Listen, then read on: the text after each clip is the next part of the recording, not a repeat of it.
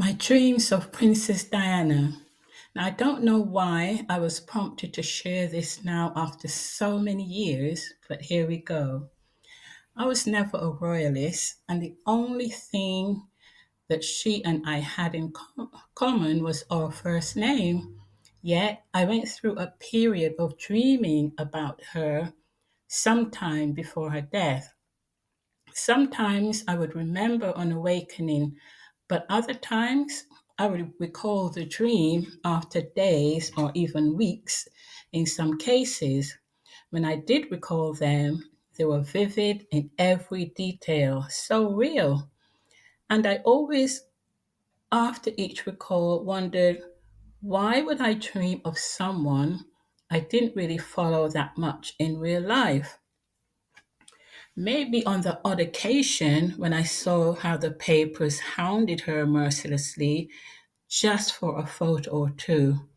I must say, though, that when I did see her on the news, I admired what she stood for. She was beautiful and seemed so down to earth and normal.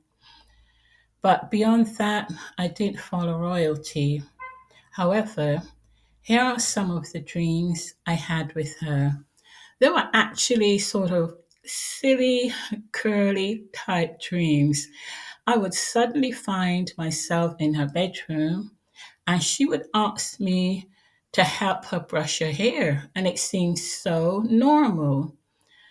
Like we really knew each other and were dear friends for a long time. She would giggle whilst I brushed her hair. Funny, I never thought to ask her to brush mine. Sometimes she would point to her dressing table and ask me which brooch she should wear or which perfume I thought smelled the nicest, that sort of girly chit chat. We would sometimes link arms and walk around her room, laughing, a beautifully decorated room. Now, I don't know if it looked anything like in the dream, but I do know that it looked richly done, tastefully decorated.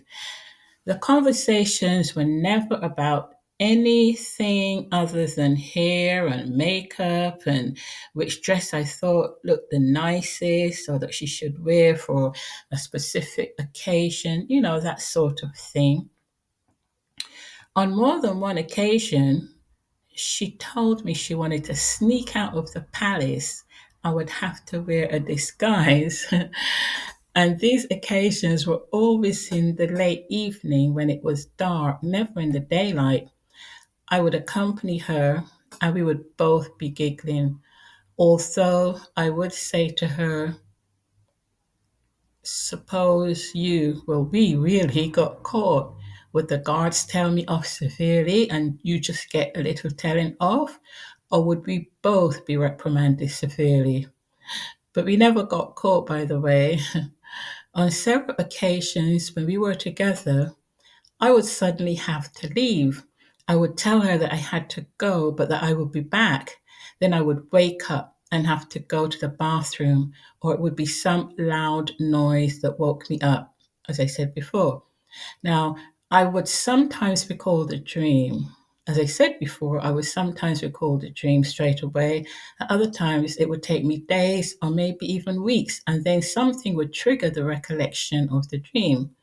In all the occasions that I remembered, when I went back to visit her again, the dream picked up where it was left off in the dream before. For example, we would be giggling or reminiscing about something, and right in the middle of the juicy bit, I would have to leave.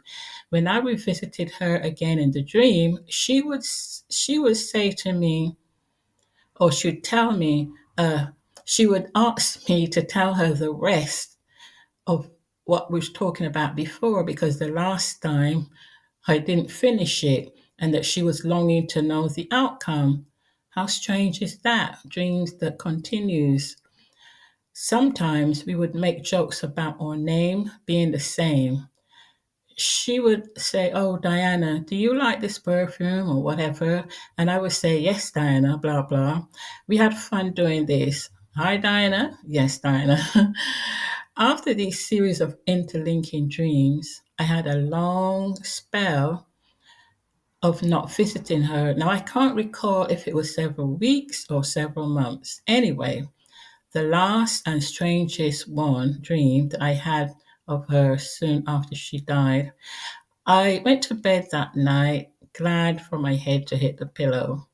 When I dreamed that I saw her in West Norwood in London, I was on the right side of the road and she was on the opposite side.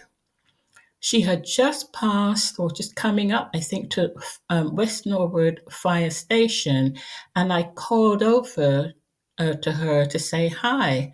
She said hi back. She was pushing an ordinary baby pushchair, and in it was a dark skinned little girl. So sweet and gorgeous and beautiful. I said to her, "Oh, you have a baby?" And she said, "Yes, but I'm so sorry I can't stop to talk to you because I have to take her upstairs." I said, "Upstairs where?" As she crossed the road to where I was standing, waiting for her. She said, "I have to go up in the elevator in that dress shop." And she pointed to it. Now, this dress shop actually exists in real life. I had often looked into it when I went to West Norwood, but I never went in it. It was one of those shops that did not display the price, a kind of semi haute couture shop, fairly small. Too small, really, to have an elevator in it. However, in the dream, it had one. I stood by the open door as she went in with her baby in the pushchair. I watched her wave a hurried goodbye to me, and in she went with this really determined look on her face. I was thinking to myself, how come that dress shop now has an elevator? And then I woke up. That was the saddest dream because she was in such a hurry and looked worried and sad at the same time. All the other dreams were light-hearted and giggly, but this last one, so sad. Well, I thought I would share this with you. I have only told my sisters of what I just shared here. I hope you enjoyed journeying with me down memory lane of my dreams with Princess Diana. But to this day, I have no idea why I would have several light-hearted dreams with her, all but the last one, with somebody that I had not ever been in close proximity with or ever saw in real life. Okay, thank you for listening, Diana.